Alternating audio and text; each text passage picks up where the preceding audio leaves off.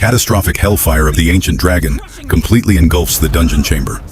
Eric is pinned flat beneath the gargantuan razor-sharp talons of the god-tier beast. His cheap budget-grade shield has already splintered to pieces, and the very stone floor beneath his body is liquefying from the oppressive atmospheric heat. At a distance, Clara, Dawnheart, the goddess of light, revered by the entire kingdom, stands bathed in a pristine aura of magical illumination. She looks down at Eric as if looking at a tool that has outlived its utility. Slowly, Clara draws a rare, high-tier teleportation stone from her robes, her lips curling into a cold, detached smile. An F-rank guardian, dying in my stead. That is the singular purpose of your existence. A blinding flash of light erupts. Clara vanishes, leaving Eric entirely isolated before the ancient dragon. Yet, the exact millisecond he falls into absolute despair and deactivates his only ability, absolute absorption, the entire dungeon ecosystem begins to shake violently. Fiery, incandescent fractures rapidly spiderweb across the stone walls. The ancient dragon takes a physical step backward. For the first time in millennia, it stares down at Eric with eyes full of unadulterated terror. It does not fear death. It fears Eric himself. The capital city of Aurelia is always bustling. Powerful high-rank adventurers traverse the cobblestone streets, clad in gleaming plate armor and carrying astronomical weaponry. The citizens erupt into cheers whenever they cross their paths. This is especially true whenever a specific name is uttered. Clara Dawnheart, the most celebrated heroine of the capital, the woman hailed by the masses as the goddess of light. Children mimic her spellcasting gestures in the alleys. Merchants aggressively compete to sponsor her expeditions. Even the high nobility regard Clara as the definitive icon of the new generation. Yet, not a single soul pays attention to the man hauling a mountain of luggage. Trailing behind her, that man is Eric, an F-rank guardian. Human being who is practically invisible. Eric walks dead last in the convoy. His shoulders are buried beneath an absurd stack of oversized rucksacks, camping gear, medical crates, and endless supplies. The total mass is nearly equivalent to the weight of a full-grown pack horse. Meanwhile, Clara glides forward elegantly, both of her hands completely empty. Citizens lining the streets persistently shout praises at her. Clara returns each salute with a practiced smile. Gentle, elegant, perfect, fulfilling every metric of the public persona she has meticulously manufactured. A young girl runs up, presenting Clara with a fresh bouquet of flowers. Clara accepts it, bowing gracefully to express her gratitude. The crowd instantly erupts into thunderous applause. Yet, the exact millisecond her back is turned to the public, she casually flings the bouquet directly into Eric's face. Hold this. Do not stain my dress. Her voice is bone-chillingly cold. Entirely hollow of any human emotion, Eric merely accepts it in absolute silence. This is his daily routine. When the convoy arrives at the Adventurers Guild, a group of young rookies is gathered around the quest board. One of them spots Eric and bursts into a mocking laugh. Look there. The famous doormat has arrived. The rest of the crowd chuckles along. I heard he's still F-rank after 8 whole years. Are you serious? I thought the guild would have kicked his ass out ages ago. Eric hears every single word. Yet he continues walking forward. He has grown entirely numb to it. In this world, the value of an adventurer is dictated solely by their skill screen. And Eric's skill screen is utterly pathetic. Name, Eric Vale. Rank, F-class. Dungeon guard. Skill, absolute absorption. That is it. No description. No explanation. No stat attributes. Not a single soul understands what that skill is meant to do. Even Eric is completely in the dark. The only thing he knows is that the skill is always active. Anywhere. Anytime. As if it is constantly absorbing something entirely invisible to the naked eye. Yet, it has never made him a single fraction stronger. Through the eyes of everyone else, it is a completely useless skill. Inside the guild hall, Clara instantly becomes the epicenter of attention. The reception staff bows deeply. Other adventurers part to clear a path. And even A-rank veterans show her absolute deference. A manager steps forward, holding a heavy pouch of bounty money from their latest raid. Lady Clara, the party's reward. Clara smiles, taking the coin pouch. No one consults Eric. No one even mentions his name. Despite the fact that during the last mission, he was the frontline tank, standing before the onslaught for 3 grueling hours. Clara opens the pouch, does a swift count, and dumps the entirety of it into her dimensional storage pocket. Eric speaks up, his voice hesitant and reserved. Can we split the reward? The entire room suddenly falls dead silent. A few people look at him as if they have just heard the most ridiculous joke on earth. Clara turns around. The smile remains plastered on her lips, but her eyes turn ice cold. Split it? What could you possibly need money for? Eric hesitates. The leather coat he is wearing is riddled with tears, and his shield is on the verge of collapsing into scrap metal. My shield? Clara cuts him off ruthlessly. I am currently saving up to purchase the Solaria Holy Staff. That is a legendary grade armament. That investment will make the entire party stronger. A few bystanders instantly nod in agreement. Exactly. Clara is always thinking about the greater good of the team. How noble. Eric remains silent. He knows arguing is completely futile, because Clara always knows exactly how to make herself look righteous. That evening, the party hosts a celebration feast. Clara sits at the center of the hall. Everyone raises their glasses to toast her, recounting her grand exploits and praising her light magic. No one mentions Eric. No one mentions the fact that he stood as a human wall against a horde of monsters throughout the entire battle. It is as if he never existed. A young adventurer asks Clara, "Is it true that Eric is actually a member of your squad?" The entire table bursts into laughter. Clara chuckles along. Of course he is. Someone has to carry the luggage. Roars of laughter echo across the room. Eric stands in the furthest corner, quietly consuming the cheapest plate of food on the menu. That is the exact moment the audience begins to realize. The most painful thing isn't the insults. It's the fact that absolutely no one views him as a human being. Late at night, after the party disperses, Eric returns to his cramped, rented room. He strips off his battered armor, exposing a body covered in countless scars. There are lacerations from monster talons, burns from hellfire, and deep discolorations from corrosive toxins. Things that Clara has never had to endure for even a second. Eric sits down on the edge of his bed, staring at his skill screen. Absolute absorption. It remains the exact same line of text, unchanged for 8 long years. He sighs heavily. Maybe everyone is right. Maybe I really am worthless. The exact millisecond that sentence leaves his lips, a strange phenomenon occurs. The text. Absolute absorption on his skill screen subtly glows. For a fraction of a moment, unbelievably brief. Then it vanishes. Eric doesn't notice it. But somewhere deep underground, miles away, a monumental dungeon core violently shudders, as if it is directly reacting to his thoughts. The following morning, Clara summons the entire squad. Her face is flushed with intense excitement. I just received news from the guild. We are going to be the very first party to explore a newly discovered dungeon. Everyone instantly erupts with excitement. Which dungeon is it? Clara smiles. The Dragon Abyss. The room instantly goes dead silent. A few people turn pale, because the Dragon Abyss is a legendary name. An ancient, unconquered dungeon said to contain treasures capable of shifting the destiny of an entire kingdom. Yet, at the same time, it is a death trap where hundreds of high-ranking adventurers have vanished without a trace. Clara looks around, thoroughly amused by their terrified reactions. After this mission, I will become the greatest hero of this era. Then, her cold gaze locks dead onto Eric. And you. Do not disappoint me. Not a single soul knows that this single decision will violently alter the destiny of them all, dragging the entire world into an unprecedented nightmare. If anyone were to ask Eric what exactly kept him by Clara's side for 8 grueling years, despite being treated more like a servant than a comrade, he likely wouldn't be able to give an immediate answer, because the answer lay buried in a time long past. A time before Clara became the revered goddess of light, and a time before Eric had learned how to bow his head in silent endurance. 10 years ago. Back then, Eric was merely a boy living in an orphanage nestled on the outskirts of the capital. He had no family. He had no wealth. He had no clear future. The singular thing he possessed was a very ordinary dream, to one day become an adventurer.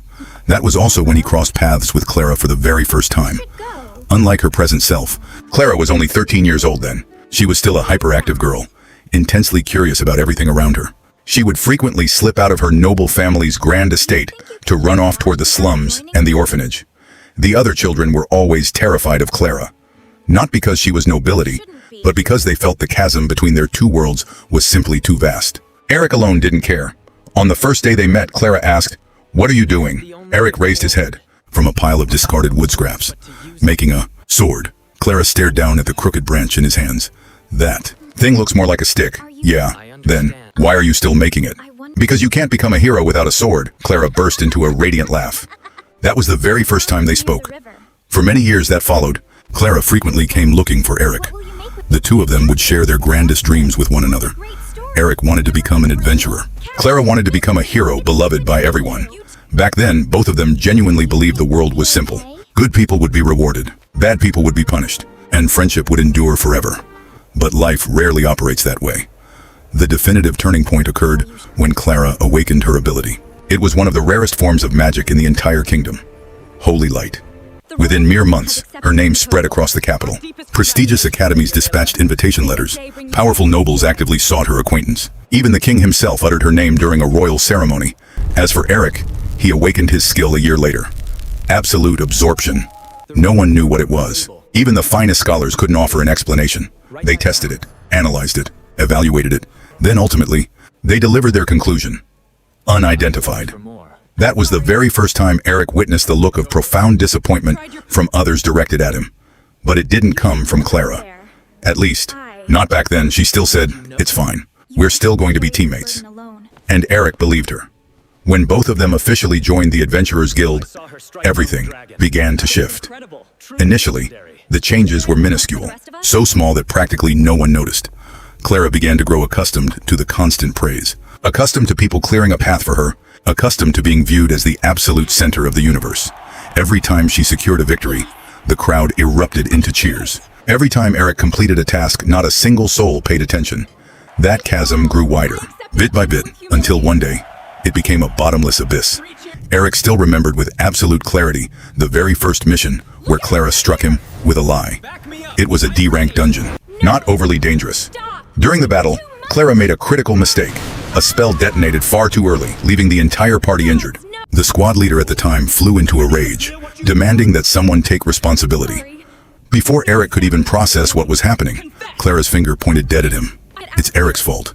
Every pair of eyes instantly locked onto him. Eric stood frozen in disbelief, because he knew the objective truth. But then, he caught sight of the sheer panic flashing across Clara's face. For the first time in his life, he chose to remain silent. After the mission, Clara sought him out. She wept, she apologized. She claimed she had simply been too terrified. Eric forgave her. That was his first critical mistake. Following that fateful mission, everything became progressively easier for her. Clara grew accustomed to shifting the blame. Eric grew accustomed to maintaining silence. Clara grew accustomed to barking orders. Eric grew accustomed to absolute submission. Clara grew accustomed to pocketing the rewards. Eric grew accustomed to receiving nothing at all. The entire degradation unfolded so slowly, so naturally. It was like a noose tightening around someone's neck, millimeter by millimeter, until the victim completely forgot what it felt like to breathe the air of freedom. 3 years ago, an adventurer had attempted to warn Eric. His name was Rowan, a B-rank swordsman. Following a grueling raid, Rowan pulled Eric into a secluded corner. "Are you truly blind to how she is using you?" Eric offered no reply. Rowan pressed on. "You shoulder every ounce of danger, while she takes every shred of the glory. Do you not see the reality of it?" Eric remained frozen in silence. Ultimately, Rowan merely shook his head in pity. "The most terrifying thing here isn't Clara. You are the one who is terrifying, because you have actually grown comfortable with being treated like garbage." Back then, Eric couldn't comprehend his words. But looking back now, perhaps Rowan was the solitary soul who had ever looked past the illusion to see the objective truth. But Rowan was dead. A year later, he vanished without a trace during a high-risk expedition, and Clara rapidly climbed the ranks to become the most celebrated celebrity in the entire Adventurers Guild. Presently, standing by the window of his cramped rented room, Eric gazes out at the shimmering lights of the capital. Tomorrow, they depart for the Dragon Abyss. An unsettling sensation begins to manifest deep within his chest. It isn't fear. It isn't even anxiety. It feels entirely like a dark premonition, as if something ancient has been waiting exclusively for him within that forgotten subterranean tomb. At that exact coordinates in time, miles beneath the earth, deep below the foundations of the Dragon Abyss, a monumental, crimson crystal block throbs with an incandescent light. Colossal torrents of black energy swirl around it like a violent, localized hurricane. Abruptly, the entire subterranean chamber subtly trembles. An ancient, echoing voice reverberates out from the suffocating darkness. "I feel his presence." Another deep, primordial voice responds from the void, the bearer of the final seal. He has finally arrived. Meanwhile, Eric remains standing before his window, completely oblivious to the fact that tomorrow's journey will not merely rewrite his life, it will shatter the entire world. The following morning, the capital city of Aurelia remained as bustling as any other day. Street vendors opened their stalls at the break of dawn. Adventurers swarmed the guild hall to accept mandates, and children continued to play act as Clara Dawnhart and other celebrated heroes. Not a single soul harbored any inkling that in the eastern reaches of the kingdom, a history-altering catastrophe was silently lying in wait. Clara's squad departed the exact moment the sun cleared the horizon. Aside from Eric and Clara, the party comprised 4 other adventurers. A B-rank swordsman named Gareth, a pair of twin archers, and a young, newly recruited support mage. On paper, this was one of the most formidable strike teams the guild could assemble on short notice. Throughout the entirety of the journey, Clara spoke almost relentlessly about what awaited them within the depths of the Dragon Abyss. She spoke of astronomical wealth. She spoke of unparalleled prestige. She spoke of her name being permanently etched into the annals of history. Not once did Clara mention the inherent risks. Not once did she address the fact that hundreds of seasoned adventurers had vanished into that void without a trace. Yet, the thing that unnerved Eric the most was her gaze. Whenever the topic of the Dragon Abyss arose, Clara's eyes lit up in a profoundly unsettling manner. It was not the inquisitive gaze of an explorer seeking the uncharted. It was the volatile glare of a puppet entirely manipulated by unadulterated greed. After nearly 2 days of continuous travel, they finally caught sight of the Dragon Abyss. It was nestled in the dead center of a colossal mountain range. From a distance, the cavernous entrance of the dungeon mirrored the wide-open maw of a titanic dragon. Jet black stone cliffs sheared straight up into the heavens like gargantuan, razor-sharp fangs. Merely standing a few hundred meters away was enough to make one's chest constrict with a suffocating pressure. The exact millisecond he beheld it, Eric involuntarily halted his steps. A bizarre sensation rippled directly down his spine. It was not fear. It felt more like a profound familiarity. He had never set foot in this region. Yet, deep within his subconscious, he harbored an unshakable impression that he had known the Dragon Abyss since time immemorial. "What's wrong?" Gareth asked, pausing beside him. Eric shook his head. Nothing, but he knew he was lying. At that precise coordinate in time, his skill screen suddenly flickered into view for a fleeting microsecond. Absolute absorption. The text pulsed with light. This time, it burned brighter than ever before. The phenomenon sustained itself for less than a second before dissolving. Not a single soul witnessed it. None except Eric. Before he could process the thought any further, Clara stepped to the vanguard. "What are you standing around for? Move in. The treasure isn't going to crawl into our hands by itself." The party began their descent into the dungeon. The moment they crossed the threshold of the entrance, the atmospheric pressure shifted completely. The temperature plummeted. The ambient sounds of the outside world vanished instantly. The polished, jet-black stone walls stretched out into a seemingly endless void. The Dragon Abyss was quiet to an unnatural degree, infinitely quiet. In conventional dungeons, one would persistently hear the movement of beasts or unsettling echoes echoing from the deep. But here, there was absolutely nothing. It was as if the entire dungeon was asleep, or waiting for something. Clara's squad pressed deeper. The opening hours proceeded relatively smoothly. A few low-tier monsters materialized and were swiftly eliminated. Yet, Eric began to notice glaring anomalies. The monsters were not attacking him. They were staring at him, merely staring. Even while Clara and the others were actively engaged in combat, the beasts kept darting their eyes toward Eric, as if pulled by an invisible gravity. A shadow wolf even froze mid-battle. It locked its gaze onto Eric for several seconds, then turned its back and fled into the darkness. None but Eric registered the anomaly. He attempted to convince himself it was mere coincidence, but the further they ventured, the more the anomalies multiplied. In a narrow corridor, the party discovered an ancient, sealed gateway. Its surface was completely smothered in primordial runes that no one could decipher, except Eric. The moment his eyes brushed past them, several characters abruptly manifested in his mind. Not as translated language, but as raw, dormant memories. A faint, low whisper echoed in his consciousness. The bearer of the seal. Eric instantly recoiled, his heart hammering against his ribs. He scanned his surroundings. No one reacted. Clearly, he was the solitary soul who had heard it. "Eric," Clara's voice violently yanked him back to reality. "What are you standing around for? Clear the path." As always, he was the asset deployed to step first into the most volatile hazards. Eric stepped to the vanguard. The exact millisecond his palm made contact with the ancient gateway, a subtle tremor rippled through the structure. The entire Dragon Abyss felt as though it had just taken a deep, heavy breath. Miles beneath the earth, deep within the core, the monumental crimson crystal block sustained its very first fractures. They were so microscopic that no mortal could have detected them, but they had appeared, and that was something that had not occurred in millennia. Deep within the pitch-black void, a pair of gargantuan eyes slowly slid open. Then another pair, and another. Ancient entities were awakening. Not because of Clara, Not because of the expedition team, but because Eric had set foot inside the Dragon Abyss. Keep your eyes Meanwhile, peeled, something's the squad alright. continued their advance, completely oblivious to the cosmic shifts occurring beneath their boots. As for Eric, an unshakable premonition began to take root. This was no ordinary treasure hunt. Something was hunting them, something that had waited an eternity. And the deeper he marched into the Dragon Abyss, the more he realized that this entity was waiting exclusively for him. The Dragon Abyss plunged deeper than any dungeon Eric had ever set foot in. Once they breached the ancient gateway, the interior architecture began to warp. The narrow hallways of jet-black stone gradually gave way to gargantuan cavernous vaults, so immense that the ceilings were lost to the shadows. Vivid crimson crystals sprouted across the terrain like titanic blood vessels, pulsing along the cliff faces.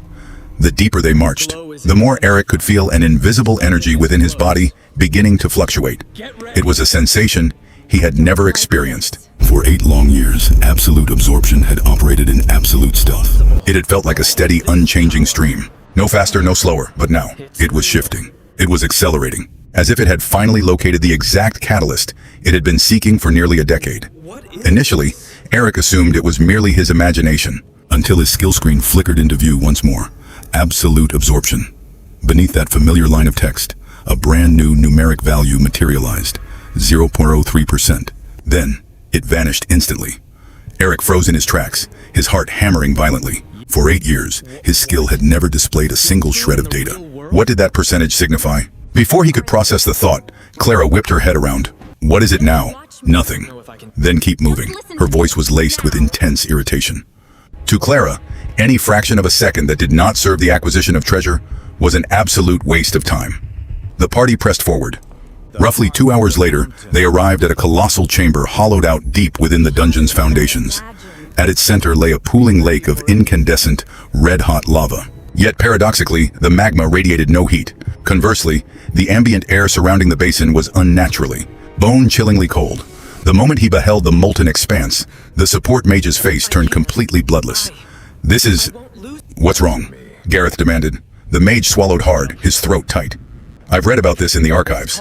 If my memory serves me correctly, this is the Dragonblood Lake." The entire party instantly fell dead silent. Even Clara knit her brows. The Dragonblood Lake was one of the rarest anomalies documented in ancient records. Scholars believed it only manifested in coordinates where an ancient dragon had once existed.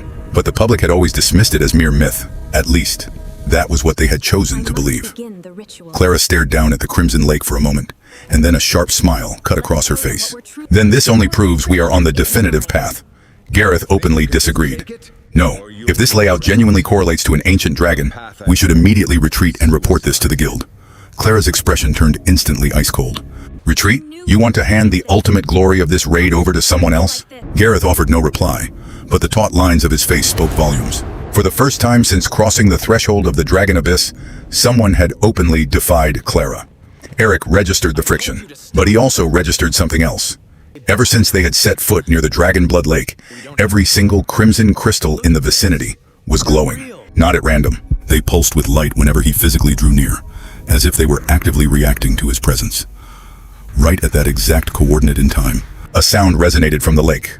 Crack, crack, crack. The surface of the molten pool began to churn, ripples cascading outward. The squad instantly drew their weapons. From beneath the dense crimson magma, a gargantuan entity slowly breached the surface. It was a black, serpentine lizard, stretching over 10 meters in length, its entire anatomy armored in jagged, interlocking scales. Its eyes burned like incandescent coals. The support mage turned completely pale. A dragon spawn. It can't be.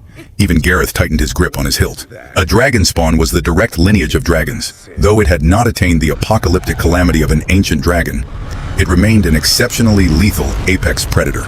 By all metrics of guild logic, such a beast should never manifest in the outer strata of a dungeon. Yet Clara merely smiled. Perfect. The higher the tier, the more valuable the crafting components. The monstrosity let out a deafening roar, the sonic shockwave violently rattling the cavern walls, before lunging straight at the vanguard. By sheer instinct, Eric stepped forward. Just as he had always done, his shield was raised high, positioning himself as a human wall between the beast and his comrades. The dragon spawn collided with him, using the full momentum of its titanic mass. Boom! The stone ground fractured beneath his boots. The sheer kinetic back pressure blew the rest of the party backward. Yet Eric stood completely immovable. Even he was struck with profound shock. That impact was exponentially more devastating than any blow he had ever deflected in his 8-year career. Yet he merely felt a subtle, passing numbness in his forearm. Before he could decipher the anomaly, Clara unleashed her magic. A monumental column of holy light cascaded directly onto the dragon spawn's skull.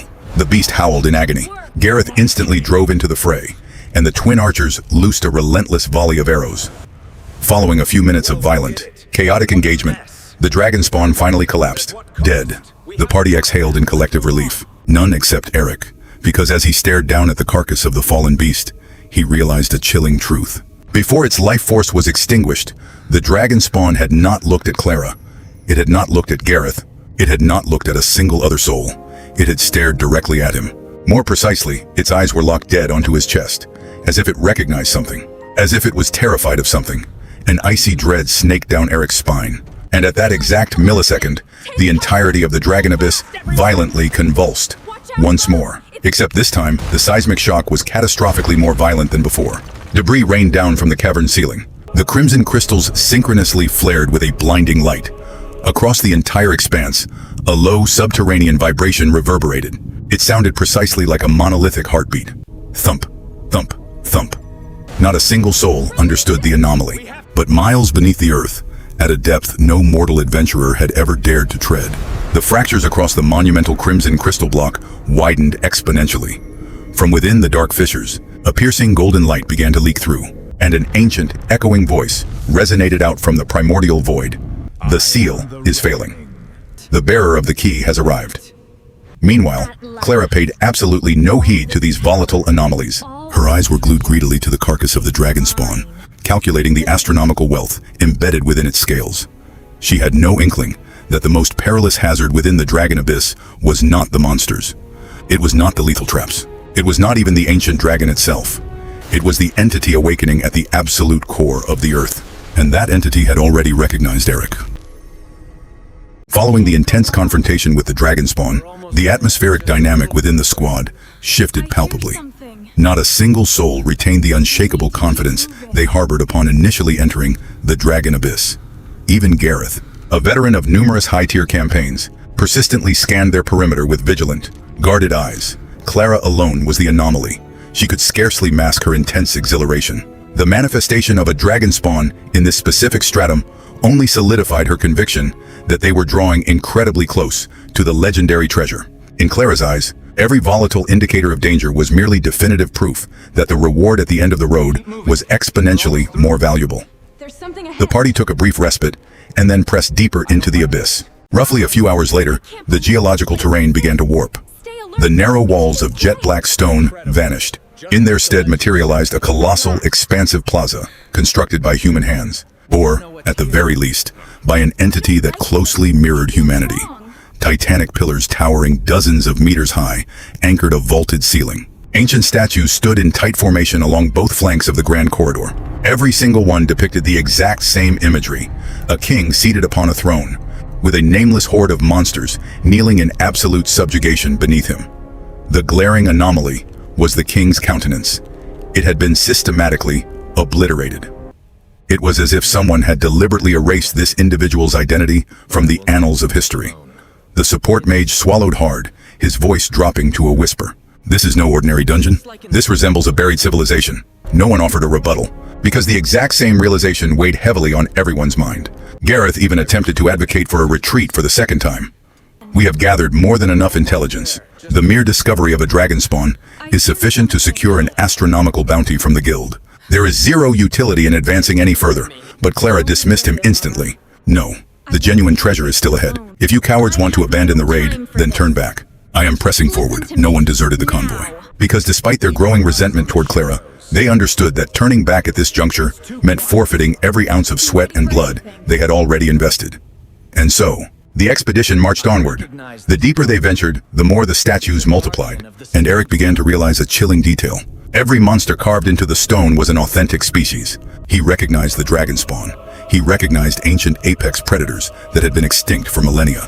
But the most terrifying element was their expression. Not a single beast was engaged in combat. Not a single beast was rebelling. Every single one was bowing its head in absolute submission. like loyal subjects standing before their sovereign. A bizarre sensation took root deep within Eric's chest. He couldn't comprehend why, but each time his eyes brushed past those statues, his heart rate spiked violently, as if a dormant faction of his own biology was actively responding to them. Then, they crossed the threshold into a monumental central hall. Positioned dead center of the grand chamber was a dark, crimson gateway towering over 50 meters high. The entirety of the portal was smothered in glowing primordial runes. Fixed directly above the lintel was a singular emblem, a crown heavily coiled in massive chains. The exact millisecond Eric beheld that emblem, a blinding, agonizing pain lacerated his skull. A rapid sequence of alien imagery flashed across his consciousness. A world completely swallowed by absolute darkness. Gargantuan, monolithic beasts, crumbling, ruined citadels, a titanic jet-black throne. Then, the visions dissolved into nothingness. Eric staggered backward, losing his footing. Gareth instantly stepped in to steady him. "Are you all right?" Eric nodded weakly, but he himself wasn't entirely certain, because those images felt profoundly authentic. They felt like memories, not hallucinations. While the rest of the party was preoccupied with observing the architecture of the hall, Clara advanced directly to the foot of the gateway. Her eyes flared with an intense, unholy light. "Do you see it now? This is undoubtedly the vault chamber." No one answered her. In truth, not a single soul felt that this coordinate resembled a treasury. It felt profoundly like a mausoleum, a forbidden sanctuary that should have remained buried for eternity. Right then, the young support mage turned utterly bloodless. His eyes were glued to the shifting runes on the gateway. "No, it can't be." Clara snapped her head back. "What is it now?" The mage's voice trembled violently. "I can decipher a fraction of it. These characters are an ancient, dead language. This gateway, it wasn't engineered to protect something valuable inside." The entire hall fell into a suffocating silence. "I think it was forged to lock something in." The mage's terrifying words sent a violent chill straight down everyone's spines. Even Gareth instinctively tightened his white-knuckled grip on the hilt of his sword. But Clara remained entirely unfazed. Conversely, the grin plastered across her lips stretched even wider. "Then that only proves whatever is sealed behind it is of unfathomable value. It could be the ultimate legacy of an ancient civilization.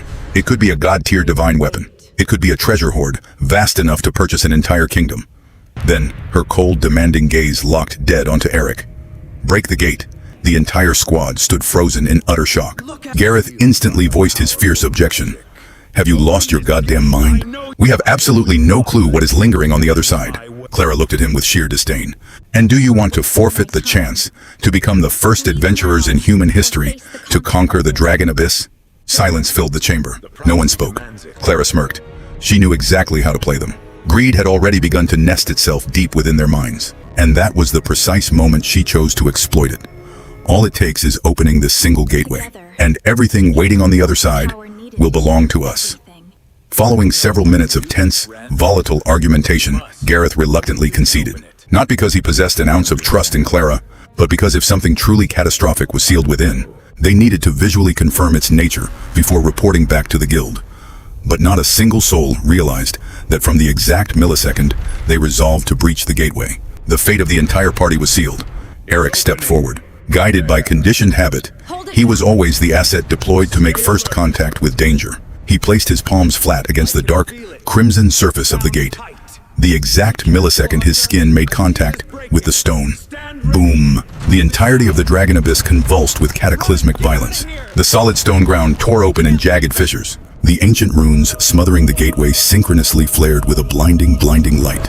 The ambient air grew thick and suffocatingly heavy, and deep within the foundations of the earth, the monumental crimson crystal block finally shattered, a massive chunk breaking away into dust. A pair of gargantuan, incandescent golden eyes slowly slid open within the infinite abyss. For the first time in thousands of years, the sealed primordial entity had awakened, and it had just vividly registered Eric's presence. In the central hall, the crimson gateway began to slowly grind open, millimeter by millimeter, slow, heavy, as if the void on the other side contained something that the world itself refused to look upon. As the very first fracture appeared in the seal, a torrent of blistering, apocalyptic heat violently erupted outward. The party synchronously stumbled backward in terror, none except Clara. She stared directly into the expanding darkness behind the gateway, her face twisted into a grotesque, greedy smile. She had no inkling that what lay in wait on the other side was not a treasury. It was the absolute death warrant of her entire squad. The monolithic, crimson gateway continued to grind open, millimeter by millimeter. The agonizing shriek of ancient metal shearing against stone reverberated violently across the expansive hall. Not a single soul uttered a word. Not a single soul dared to make a movement. Even Clara involuntarily held her breath. An unprecedented suffocating wave of pure oppression was bleeding out from the other side of the seal. It wasn't mana. It wasn't even bloodlust. It was the absolute raw presence of an apex predator standing at the pinnacle of the cosmic food chain. An existence so astronomically powerful that the primitive instincts of any living biological creature commanded them to do only one thing: run. The exact millisecond the fracture grew wide enough, the party finally witnessed what lay in wait. There was no hoard of treasure. There was no gold or silver. There was no legendary divine weapon. There was only a monumental, cavernous vault so unfathomably vast that its boundaries were entirely lost to the dark. At its absolute center sat a jagged, towering black mountain. No, it wasn't a mountain. The exact millisecond Gareth deciphered what that structure actually was. The blood completely drained from his face. Run. No one understood. Run right now. Gareth screamed at the top of his lungs, but the warning arrived tragically too late. The titanic black mountain began to violently shift. A dense layer of dust accumulated over thousands of years cascaded down in heavy sheets. Then another layer. Two gargantuan incandescent golden eyes slid open within the darkness. A single one of its pupils was exponentially larger than an entire residential house. The entire hall convulsed. A low subterranean rumble reverberated out. The sound itself wasn't loud, yet it caused the solid stone ground to tear open in jagged fissures. Every single crimson crystal in the vicinity synchronously detonated. The young support mage collapsed instantly to his knees, burying his head in his hands as fresh blood leaked profusely from his ears. The twin archers turned so pale they looked practically like walking corpses. And Clara, for the very first time since crossing the threshold of the dragon abyss, the smile was permanently erased from her face, because the primordial entity standing before them could only be one definitive thing: an ancient dragon. An authentic, legendary, ancient dragon. Not a descendant, not a variant mutation, but a primordial sovereign that had existed long before the very foundations of the kingdom were ever established. A living myth, a walking apocalypse, a force of nature that by all accounts of human history should no longer exist on this earth. The dragon slowly, deliberately elevated its gargantuan head. Its golden eyes swept across each member of the party. There was no rage. There was no hatred. There was only absolute chilling indifference, like a human looking down at an insignificant colony of ants. Then, it unhinged its maw. A blistering crimson heat began to rapidly compress within its throat. "Get down," Gareth bellowed, but the reaction was too slow. A monolithic torrent of apocalyptic fire discharged straight through the center of the hall. Boom! The world practically exploded. A massive section of the stone cliff face behind them vanished entirely from existence. Hundreds of tons of solid rock instantly liquefied into boiling magma. One of the twin archers failed to evade the trajectory. He didn't even have the luxury of time to scream. His physical body was instantaneously vaporized into ash. Nothing remained. The party's formation shattered into absolute chaos. Hysteria ignited instantly. "We have to retreat. It's impossible to win. Run." They bolted frantically toward the entrance, but the ancient dragon merely flicked its titanic talons. Crash. The exit collapsed. Thousands of tons of jagged boulders sealed their solitary escape route. The ambient air froze. No one spoke another word, because the objective truth was now undeniably clear to them all. They were trapped in the absolute nesting ground of an ancient dragon. Clara stumbled backward, her knees trembling violently. For the very first time in her life, she was gripped by a raw, unadulterated terror. It wasn't the fear of failure, nor the fear of losing her manufactured prestige. It was the primal fear of death, an absolute, unavoidable death. The ancient dragon stared down at the insignificant mortals, cowering before its majesty. Then it spoke. An ancient, booming voice reverberated directly into the minds of everyone present. "Those who have breached the seal, how do you wish to meet your end?" The young support mage broke down into frantic tears, his legs failing to support his weight. Even Gareth's face turned utterly bloodless. A dragon capable of telepathic speech meant only one definitive thing. This entity had existed for so long that its intellect equaled, or vastly surpassed, that of humanity. The ancient dragon took a slow, deliberate step forward, each footprint causing the subterranean floor to quake. Then it abruptly froze. Its gargantuan golden eyes shifted their trajectory. Not toward Clara, not toward Gareth, not toward anyone else, but dead onto Eric. The dragon stared at him in absolute silence. 1 second, 2 seconds, 3 seconds. The entire hall fell into a suffocating stillness. Then, the ancient dragon's pupils suddenly dilated. For the very first time, something resembling profound shock manifested on the beast's colossal visage. It took another massive step forward, leaning closer to scrutinize Eric, as if entirely unable to comprehend the reality standing before it. "It cannot be," the ancient voice echoed, its volume dropping to a low, gravelly whisper. "You still exist?" Eric stood frozen in disbelief. He couldn't comprehend what the dragon was implying. But deep within his physical biology, absolute absorption began to violently, chaotically vibrate. It was exponentially more intense than any fluctuation he had ever experienced in his life. Flickers of volatile red light began to crackle around his forearms. His skill screen strobed erratically in his vision. The numbers surged upward without a single sign of slowing down. Yet, Eric had no grasp of their true significance. The ancient dragon continued to lock its gaze onto him, but the chilling indifference in its eyes had vanished entirely, replaced by an intense, hyper-vigilant wariness, a terrifying level of caution, as if it were staring at an anomaly that by all laws of reality should not exist. Right at that exact coordinate in time, a thought flashed across Clara's mind. A thoroughly cowardly thought, yet exceptionally pragmatic. The dragon was entirely preoccupied with Eric. If Eric could serve as a distraction to buy time, if she could just secure a window of a few fleeting seconds, then she still possessed a narrow margin for survival. Clara subtly slipped her hand into her dimensional storage pocket. Resting at the very bottom was her ultimate contingency, a final teleportation stone, an incredibly rare high-tier artifact, but it possessed only enough magical charge to extract a single individual from this coordinate. Just one person. Her eyes wavered frantically. She glanced back at Eric, the man who had marched behind her for 8 grueling years, the man who had once called her a friend, the man who had repeatedly put his own body on the line to shield her from harm. And in that split-second interval, Clara finalized her choice. It was not the choice of a celebrated hero. It was the ruthless calculation of an egoist, driven solely by the instinct to survive. A decision that would violently alter the destiny of the entire world. Time seemed to dilate, slowing to a crawl. The ancient dragon remained frozen, its gaze locked unblinkingly onto Eric. The entirety of the monster's hypervigilant attention was anchored strictly on him. By all metrics of tactical rating, this should have been the golden window for a synchronized squad retreat. This should have been the definitive moment for the party to fight as one to carve out a path to survival. But Clara's mind did not operate on solidarity. Within the confines of her thoughts, a solitary command consumed her. Survive. At any absolute cost, even if it meant trampling over someone else. Even if that someone else was Eric, the very man who had stood by her side for nearly half of her conscious life. Clara's fingers tightened around the teleportation stone in her pocket. Her eyes darted frantically toward the open vacancy directly behind the ancient dragon. Calculating, measuring, waiting for the perfect window. And then, the window manifested. The ancient dragon took a massive, heavy step toward Eric. The solid earth shuddered under its weight, its total focus narrowing entirely onto him. Clara acted instantaneously. "Eric!" she suddenly screamed at the top of her lungs. By sheer reflex, Eric whipped his head back. That specific microsecond was the clearest glimpse he had ever caught of Clara's true countenance in 8 whole years. It wasn't a face of terror. It wasn't a face of remorse nor of desperate panic. It was a mask of cold, calculating malice. In the very next breath, Clara channeled every ounce of her physical strength and shoved him violently in the back. Eric lost his footing entirely. His body launched forward into the void, straight toward the path of the ancient dragon, straight toward his demise.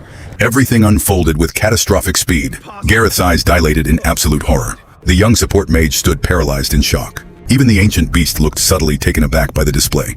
But Clara didn't falter for a single fraction of a second. She crushed the high-tier teleportation stone in her palm. A vivid incandescent green light enveloped her form. Right before the magic ripped her from the coordinate, she locked eyes with Eric one final time. And she smiled. A cold, venomous grin that froze the very blood in his veins. An F-rank guardian, dying in my stead. That is the singular purpose of your existence. A flash of light erupted. Clara vanished, completely gone from the chamber, taking the final avenue of escape with her. Within the colossal hall, nothing remained but the echoing roar of the ancient dragon and a stadium of horrified faces. Gareth was the first to snap back to reality. Clara, but it was tragically too late. She had fled. She had abandoned everything. Abandoned her squad. Abandoned the very comrades who had put their lives on the line for her glory. Abandoned Eric. In that defining interval of time, not a single soul looked upon the memory of Clara as a hero anymore. But none of that mattered now, because Eric was falling falling straight toward the gaping volcanic maw of the ancient dragon. The beast unhinged its gargantuan jaws, rows of teeth as long as military spears gleaming in the unstable crimson light. Within mere seconds, it would all be over. Yet paradoxically, Eric felt no fear. He merely felt tired. Utterly, profoundly exhausted. 8 years. 8 years of uncompensated labor. 8 years of systemic degradation. 8 years of aggressively lying to himself that the Clara of the present was still the innocent girl from the orphanage. All of it ultimately culminated in a single push, a primitive, effortless shove. Yet, it was more than enough to obliterate every last shred of his illusions. Right before he reached the precipice of the jaws, he cast his gaze upward toward the empty space where Clara had dissolved into light. And for the first time in nearly a decade, he ceased making excuses for her. No more rationale. No more justifications. The objective truth was now undeniably naked before him. He had never been a friend. He had never been a comrade. He had never been an entity of importance to Clara Dawnhart. He was a tool, an asset that had outlived its utility, and was subsequently discarded like a piece of worthless, outdated junk. A low, hollow chuckle reverberated in Eric's throat. It wasn't born of amusement, but of absolute, concentrated bitterness. Then, he closed his eyes. If this was the absolute end of his path, at the very least, he refused to carry the weight of those manufactured lies any longer. Right at that exact coordinate in time, a sudden notification box materialized before his eyes. For the first time in his entire life, it did not vanish. Absolute absorption. Status. Active. Eric stared at the glowing lines of text. For years, he had utterly despised this skill. He despised its absolute uselessness. He despised the fact that it made him the laughingstock of the entire guild. He despised its complete silence, never offering a single line of explanation.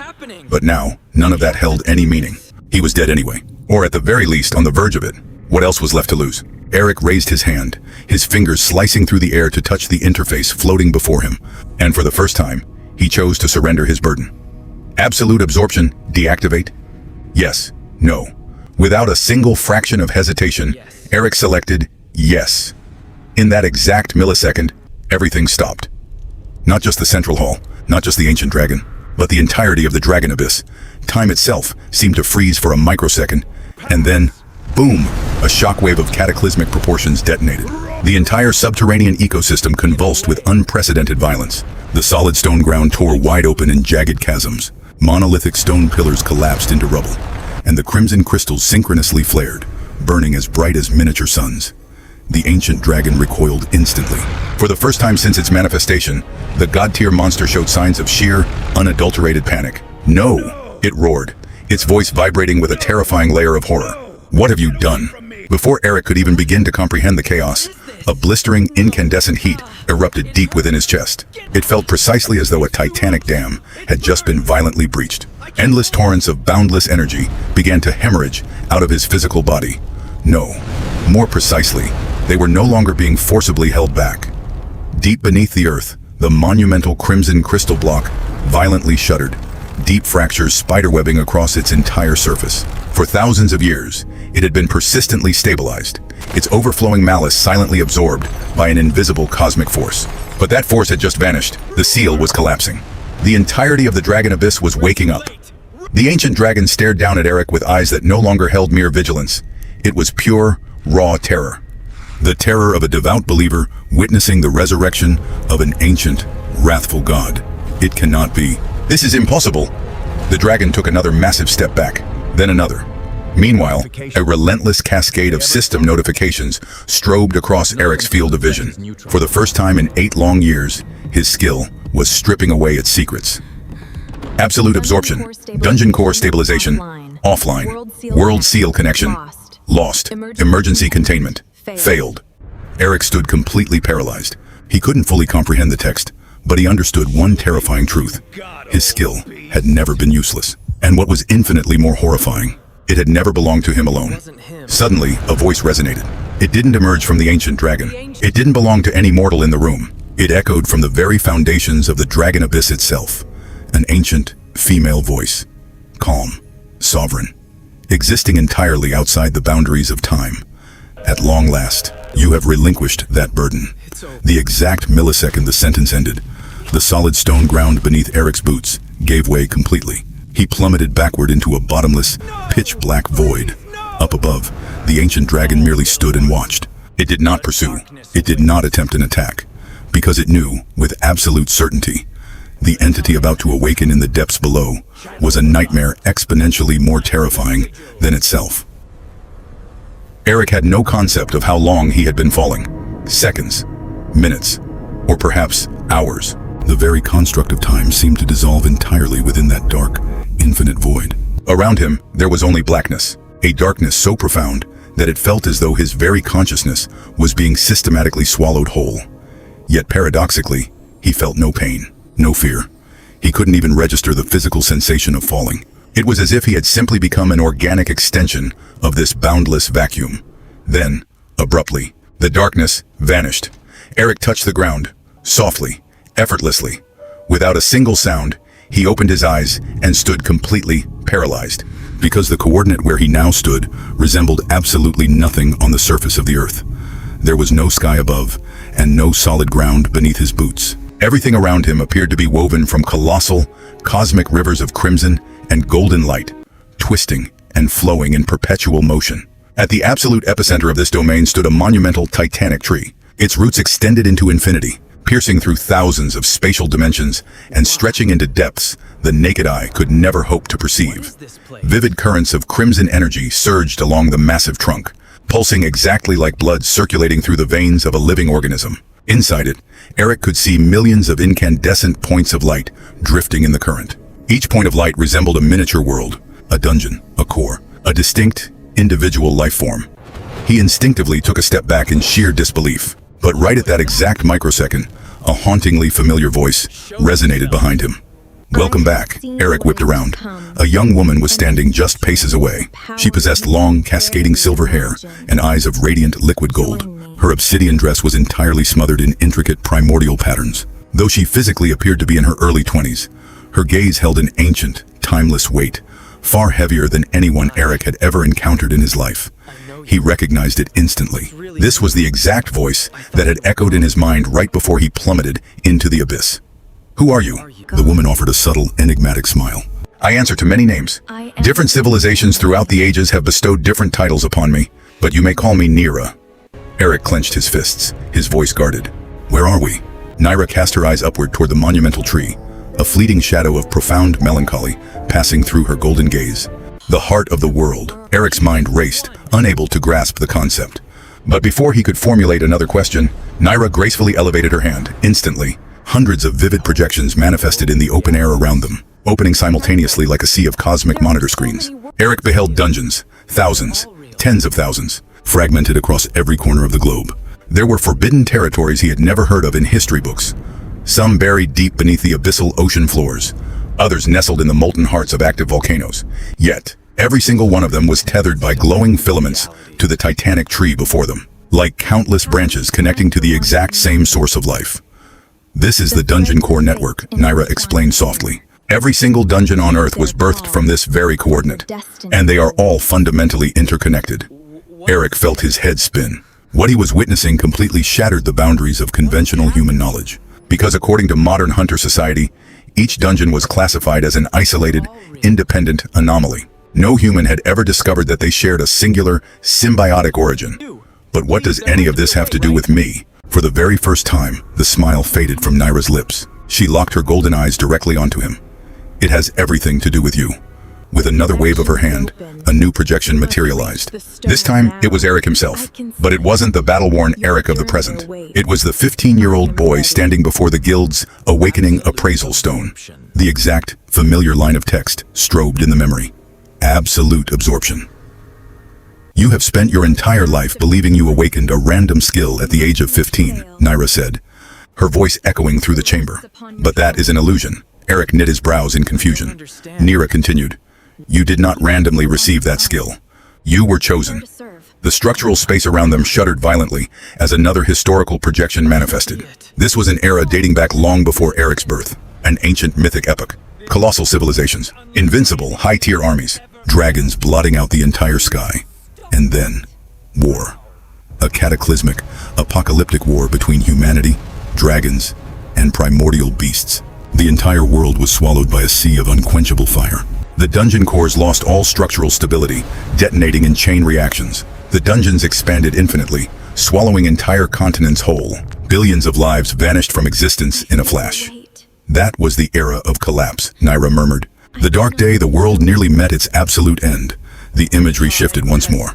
A conclave of ancient, powerful entities appeared. Together, they engineered a monumental global sealing system, a cosmic containment mechanism designed to persistently absorb the volatile, overflowing energy from every dungeon core on Earth. Thanks to their sacrifice, the dungeons stabilized, and the world was granted a reprieve. But every seal requires a vessel, Naira said, her gaze drilling into Eric's soul. And that vessel must be replaced across generations. A violent, freezing chill surged straight down Eric's spine. Because the puzzle pieces were finally clicking together, he was beginning to comprehend the terrifying reality he had subconsciously avoided his entire life. No. Naira nodded solemnly. Yes, Eric, you are the current vessel. Eric stood completely paralyzed. Every agonizing memory from the last 8 years flashed through his mind in a relentless cascade. Why his skill had never stopped operating. Why it never gained raw stat power. Why it possessed absolutely no description. Why it was persistently, greedily draining something from the environment. Because its true parameters were never designed for conventional combat. It was engineered to prevent the literal fabric of the world from tearing apart. Naira continued, her voice laced with a strange reverence. For 8 grueling years, you have unconsciously absorbed the volatile, overflowing energy of thousands of dungeon cores. Every single day, every single hour, every single minute. And you did it without an ounce of recognition. Eric stared down at his own trembling hands. For the very first time, he felt a wave of genuine fear. It wasn't the fear of power. It was the crushing weight of structural responsibility. Then why did nobody ever tell me?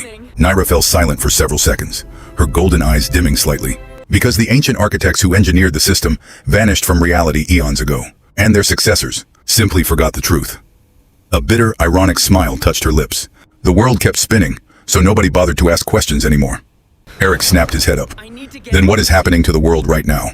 This time, Naira's expression turned dead serious. She shifted her arm toward the monumental tree. Instantly, thousands of glowing root filaments began to violently convulse. Volatile spots of toxic crimson light manifested across the network, spreading rapidly through the lines like an aggressive, incurable disease. You deactivated the containment seal, Naira stated flatly, which means the massive reservoirs of energy accumulated over thousands of years are now aggressively bleeding back into the system. A chaotic projection flickered to life. A high-tier dungeon in the extreme north was violently expanding to twice its original geographical size. Another hazardous dungeon anomaly was erupting from the center of the ocean. Deep within the earth, an ancient, long-forgotten dungeon core was aggressively waking up. Eric felt his heart plummet into his stomach. Did I cause this apocalypse? No, Naira countered gently, her gaze softening with profound empathy. You merely ceased carrying a burden that never rightfully belonged to you in the first place. For 8 years, you saved the entire human race, all while the world mocked you as a worthless parasite. The monumental space fell into an absolute, ringing silence. Eric was completely overwhelmed. The reality was too massive, too astronomically heavy to mentally digest. But then, a specific anomaly resurfaced in his mind. A puzzle piece that still remained entirely unexplained. The ancient dragon, Eric muttered. Why was a god-tier calamity terrified of me? The exact millisecond the question was uttered, Naira locked her eyes onto him for a long, silent interval. Then she smiled. This time there was no melancholy. It was the expression of an immortal entity that had waited an eternity for this precise coordinate in time. Because it recognized your true lineage, she thrust her hand toward the cosmic ceiling. The entirety of the dimension shook with cataclysmic violence. The titanic tree erupted into a blinding, magnificent aura and primordial golden runes, materialized in the open air before Eric's eyes. Absolute. Absorption, true authority detected, sealed class. Available. Then, the final notification box flashed into existence, its sheer pressure causing the very vacuum to hold its breath. Dungeon King awaken. Naira looked at him, her golden eyes blazing like twin suns. The era of the tragic vessel has ended, Eric. It is time for the true king to repose